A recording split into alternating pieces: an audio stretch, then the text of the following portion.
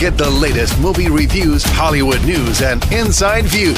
It's time for Behind the Screens with Lights, Camera, Jackson on 107.7 GNA. All right, we do it every Friday morning with our buddy, professional film critic, Lights, Camera, Jackson, as he takes us behind the screens. Good morning, Jackson. Happy Friday, buddy. What is up? How you guys doing? We're doing good, man. We're feeling good. Broadcasting live from the Saratoga Racecourse. Beautiful. Travers weekend. We love it up here. Oh, beautiful. I call it the Pamela Travers Stakes every year because Pamela Travers is the character from Saving Mr. Banks, one of my favorite movies, played by Emma Thompson, and she goes around the merry-go-round at Disneyland with Walt Disney in the movie on the horses, so I always call it the Pamela Travers Stakes. Well, listen, only in the world of Disney would I ever win any money on betting on this race. No joke. Okay, let's talk about some new films opening up this weekend. There's really not a whole heck of a lot to get excited about. Am I wrong? Well, this Happytime Murders movie, people are going to be talking about it, and it's definitely going to be trending, maybe for good reasons or bad reasons. This is the R-rated puppet movie you may have heard about. There was a lawsuit issue a few months ago. The movie's finally opening. This is directed by Brian Henson, Jim Henson's son, and these puppets are not Muppets like Kermit and Miss Piggy. They're just different characters. And basically it's the whole world of these crimes. These puppets are getting murdered, and so a puppet and Melissa McCarthy's character, a detective, team up to try to solve this case.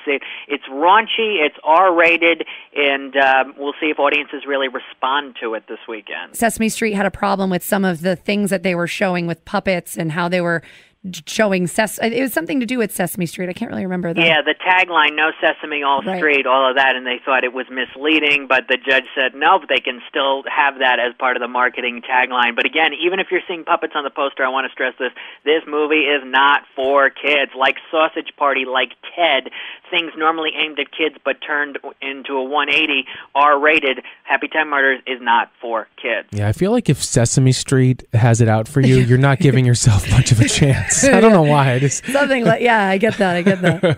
All right, so let's talk about the family adventure, AXL. This is about a robot dog, right? It is about a robot dog. You've got this young man. He finds this robot dog, which is kind of lost, kind of in the desert, and he and a girl decide maybe we'll keep this robot dog, or they find out some bad guys want the robot dog for bad reasons. This is going after families. I have seen the trailer for this movie quite often over the last several months, but still, because it's from a small studio, doesn't have a lot of big names, I don't think it's going to make more than $5 million this weekend. IMAX is releasing for its 50th anniversary an iconic film, one that I'm not too particularly fond of. Really? Yeah. Are you big, Jess? 2001: A Space Odyssey? Is that a big deal for you? Yeah, I love Stanley Kubrick. So to see something like that movie in the times that we are in technology now in a big screen, it's going to be awesome, especially 50 years later. So is this a big deal, Jackson?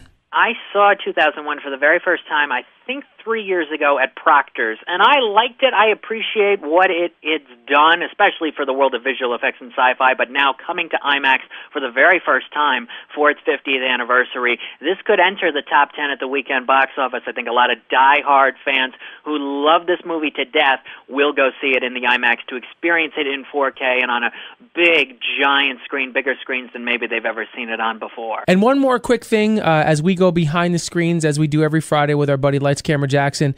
I know that he's made some bad life decisions and movie decisions, but I've always liked and respected Ben Affleck.